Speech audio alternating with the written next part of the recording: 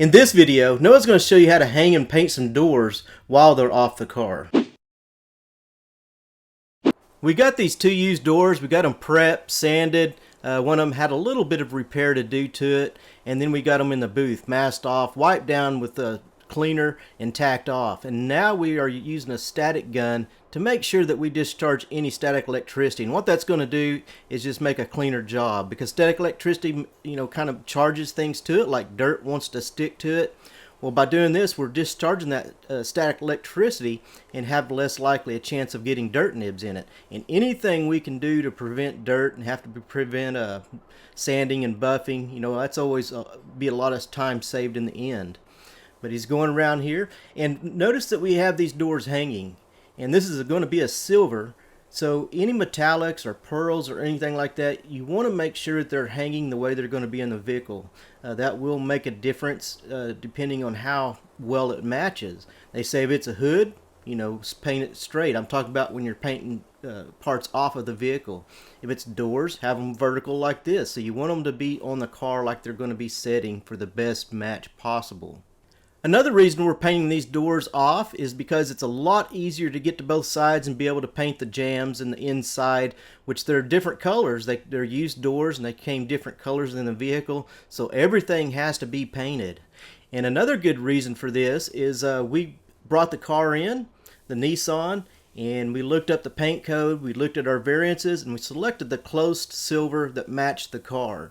But that's no guarantee it's going to match perfect, especially on like silvers and high metallic colors. A lot of times they're not going to match perfect, and then you're going to have to blend. But we decided we'd let her have her car while we get these doors, and we do the hardware work, and we get them sprayed. And then if we needed to blend, after we get the doors on and look at it or bring the vehicle back, we could blend into the front fender and the quarter panel. We could do that separately. We wouldn't have to have the doors to do that.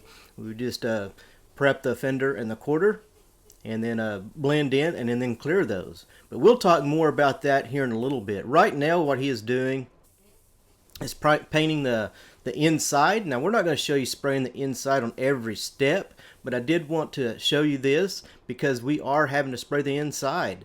And this is the sealer that the paint code asks for, the primer sealer. So that paint code, whenever you look in the computer, it'll tell you what gray shade, in other words, how light or dark of a primer sealer that you need to shoot for that color to be the correct color. If he was using a real dark primer sealer on this, or one that it didn't recommend, the paint may be correct, it may be mixed right, but since it's translucent and don't have a lot of pigment, you may spray it and then the color look darker than it actually is, when actually the paint may have been correct, but you're kind of seeing through that paint a little bit and seeing what's underneath that. So that's one of the reasons this primer sealer is so important. If we just sprayed over those doors, who knows what shades of silver that the car would have been. Each door would have been a mismatch, because these are both two different colors from the car, and it comes from two different wrecked cars. It's the front and rear door. So we want to make sure it's all uniform, the recommended gray shade underneath there. So hopefully if it does match, it will all match and look the same. But like I said, silvers a lot of times are very hard to what we call butt match, basically putting it up to the new panel without blending into the new panel. It's hard to do that with silver a lot of times. But like I said, so the customer could keep the car and we could get these doors ready, and then all we would have to do is do the blending or put the doors on whenever we get the vehicle back, and that way she's not without a car all this time. So I showed you the insides, and that's going to be the only step, but we will have to apply the base coat and the clear coat back there. But now he's applying that primer sealer on the top surfaces. And I like to do the inside first, so that on the outside you get a nice even coat, whether that's sealer, base coat, so the metallic lays down correctly, or a clear coat. I want that overspray of the clear. I want the outside of the surface to be the last thing that you spray. That way if anything comes and lands on it before you go over that, you can you won't have that dry spray look. So I always like to do my edges or insides in this case first, and then come to the outside. And again, this is primer sealer, and this is the recommended gray shade that it's asked for to get the correct color that it shows on that variant deck that we looked at. Like I said, if it wasn't the correct primer sealer, the color would not match. So we just put one coat of this. It just needs one coat to hide what's underneath it so we have the correct color. Now primer sealer doesn't really help with corrosion protection, but it does help because you're applying more mils or be more durability, and it will provide adhesion for the base coat.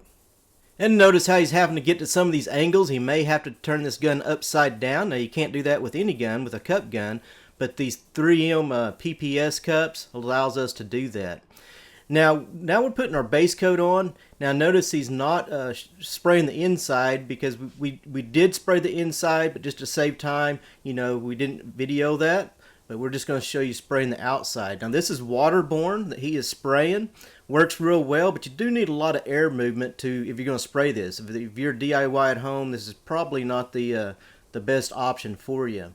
But you put a medium wet coat, nice and even, because you want that metallic to be on there nice and even. You don't want no stripes. If you spray it too heavy, it might mottle on you. So we're just going to put some nice even coats, not too heavy on the base coat. Now when you get to clear coat, that'll be different. Then you do want to apply it really heavy. And if it's too heavy, it's real hard to dry too, and we'll show you that here in a little bit. Now with waterborne, what PPG recommends about 75 to 80% overlap, so a little bit tighter overlap, and but you're going to move just a little bit faster. Because like I said, if you get this on too thick, it can cause some problems. You don't want that real wet look whenever you're done spraying the base coat. So it's key when spraying base coat to have all your angles right to keep it from striping, to put nice even coats on, not to put it on too thick to keep it from mottling. This is not clear coat, so just nice even coats is key. Now with waterborne, it takes a little bit more work to dry it, but it actually can work pretty faster if you got air movement in a booth like this. And you can kind of see how whenever that water evaporating out of there, and whenever it looks flat, you can see that all that water has evaporated, you're ready for another coat. It's not like most of your solvents, which says has an absolute time of like 15 minutes between coats. It's as soon as you see all that water evaporate, and you can see how you can see it pretty easy there, then it's ready to put another coat on. So we did that, and our booth is not set up for waterborne. That's why we have to use these handheld blowers to help it dry. If we didn't have those, it would take quite a bit longer to get them ready for the next coat. So, but those guns do come in handy. Now he's putting the second coat on, and again he's just going to put them on nice and even, not too thick, not too wet, just nice and even. And again, make sure all your gun angles are right, because if you're heavy on top and not the bottom, that's going to cause stripes, and that's something that happens with silvers or golds or any type of metallics. You know, you really got to watch for that. And then with waterborne, there's even a control coat that we're going to show you here in a little bit that you have to do with EnviroBase anyway. I don't know about every waterborne, but if you don't put that control coat on, it is going to look mottled when you're done. So he's getting the two, and again we're painting the backs of these as well before we come and paint the fronts, but we're not going to show you every step of doing that. That'd make the video way too long.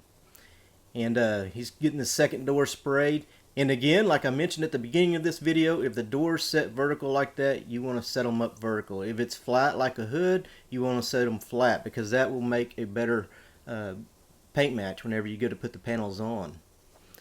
Now we did luck out. I will jump ahead a little bit while he's getting that. And we put these doors on, and you could not tell. We did not have to blend, which kind of surprised me. I thought we'd have to. And I even told the customer we may, once we get our vehicle, we may have to blend. But these matched well. Now he's doing a control coat. That's just basically putting a light, thin coat of metallic to set on top of it, just to hide any mottling. And you turn your fan pattern all the way open. You lower the pressure on your gun, and then you go further back away. Notice he's about a foot away on this. So you want to do a real tight overlap, about 90%, but really fast. So this is what this is doing. It's basically just putting a thin coat of metallic on top, just to kind of hide any mottling or anything underneath, so you have the nice uniform metallic look that you should when you're finished. Okay, now is where you really change your mindset. Whenever you come to start doing the clear coat, you spray completely different, because you're not so worried about being so uniform and nice and even. This you want to wet out. You want to put it on super wet right before it runs. You want it glossy. So you got to slow down or get closer. You kind of gain your technique of doing that as you go, as the experience you know, whether you get closer or you slow down. But either way, you want this on super wet, because however it looks when you're done spraying, that's how it's going to look when it's dry. So if there's a dry spot, there's going to be a dry spot that you may have to buff out when you're completed. However, if you do make a run, you know, you may have to buff that run, sand and buff that run out when you're done. So it's just you have to get the right experience, the right feel for it.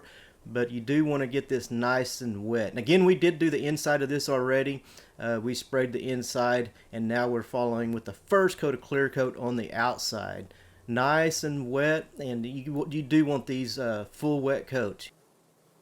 And usually that's not a mistake that's made. Usually trying to get the base coat to look like this is probably one of the more of the mistakes that I see, trying to make that base coat look nice and wet rather than nice and even. But yeah, it's a total change of mind when you get to spraying that clear coat. Nice and glossy is what you want. Now this is a solvent clear, so we go back to our 50% overlap. But again, you want it on nice and glossy. And we are allowing flash times in between these coats. I didn't want to video that, but we are allowing flash time. I think on this clear is 10 to 15 minutes. We allow that, and then we come back, and this is the final coat. It recommended 2 full wet coats. And remember, you know, you want to get everything nice and wet and glossy. And if you see a dry spot, make sure that you come back and get that, because however that looks when you're done spraying, that is how it's going to look when it is dry. So, and this is just all technique. You get a skill for it. You kind of build it. You'll actually kind of develop your own spraying technique.